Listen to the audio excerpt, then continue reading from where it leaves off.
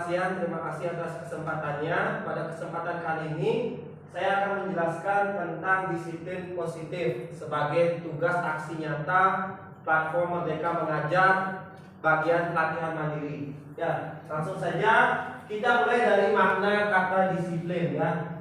Kebanyakan orang akan menganggap bahwa disiplin itu merupakan suatu aturan yang sifatnya mengikat ya. Namun pada hakikatnya disiplin itu tidak perlu hanya dengan hukuman saja. Disiplin itu bisa dilakukan dari dalam diri seseorang ya, yaitu sesuai dengan pengertian dari disiplin positif. Ya, disiplin positif itu adalah salah satu atau suatu pendekatan untuk menerapkan disiplin dalam diri tanpa ada hukuman dan hadiah. Nah, itu sudah terlihat jelas bahwa kita itu dituntut untuk disiplin, tapi tidak bisa tidak tergantung pada hukuman dan hadiah. Bagaimana caranya? Caranya itu adalah dari dalam diri kita sendiri ya. Nah, sekarang untuk anak-anak atau siswa-siswa di kelas itu timbul pertanyaan, bagaimana cara membuat disiplin positif di dalam kelas?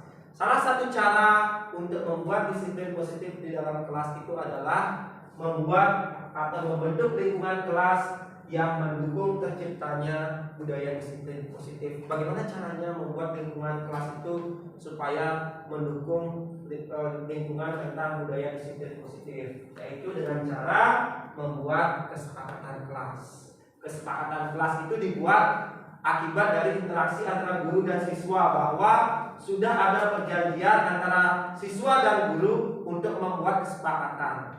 Ya, salah satu contohnya adalah penggunaan HP di beberapa sekolah, khususnya di sekolah kita ya, SMA Tamaraba Jimbaran. Di SMA itu beberapa pelajaran tidak membolehkan membawa HP ke kelas, HP dikumpul di loker. Nah, tapi kita ambil satu contoh, misalkan dua pelajaran, biologi dan fisika ya. Biologi tidak boleh membawa HP ke kelas saat pelajaran, tetapi fisika boleh. Perbedaannya adalah kenapa fisika boleh? Itu karena sudah ada perjanjian antara guru dan siswa sebelumnya. Jadi konsekuensi yang diberikan akibat dari pelanggaran, misalkan pada saat fisika boleh bawa HP, tapi HP-nya itu tidak boleh digunakan. Ada beberapa anak yang menggunakan HP, ya otomatis gurunya pasti akan menyampaikan sebelumnya bahwa sudah ada kesepakatan. Jadi bagi anak itu akan diberikan tugas untuk menjawab soal sebagai konsekuensinya. Ya, itu tidak mesti hukuman, dipanggil orang tuanya kenapa. Jadi konsekuensi yang diberikan itu sudah dibuat saat membuat kesepakatan kelas. Jadi kalian itu ketika melanggar itu sudah tahu apa yang akan kalian dapat ketika kalian melanggar. Itulah pentingnya adanya disiplin positif dari diri kalian sendiri ya, bahwa itu menumbuhkan kesadaran kalian. Walaupun boleh membawa HP, tapi kalian tahu konsekuensinya tidak boleh dipakai saat pelajaran ya. Tuh. Nah, sebenarnya seseorang itu melakukan sesuatu itu ada tiga hal yang memotivasi. Yang pertama adalah untuk menghindari hukuman. Seseorang itu pasti takut dengan hukuman ya, kecuali memang dia tidak pernah dihukum dan mau mencoba untuk melakukan hukuman ya.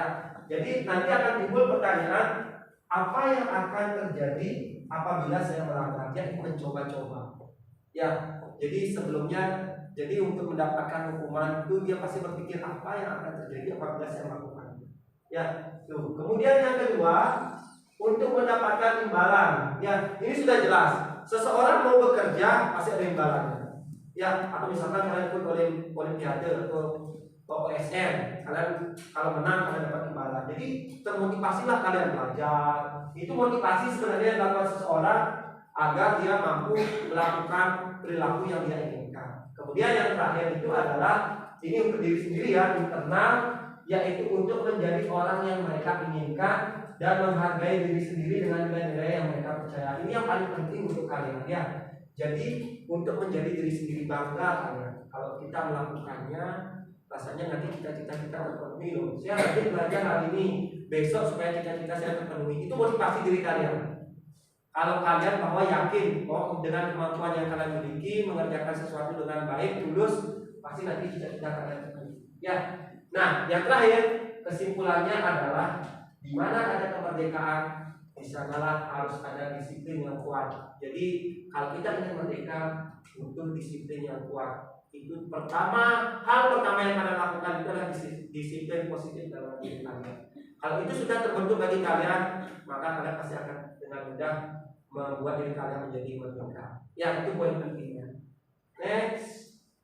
Sekian yang dapat saya sampaikan tentang disiplin positif. Semoga apa yang saya sampaikan bermanfaat bagi kalian semua. Terima kasih.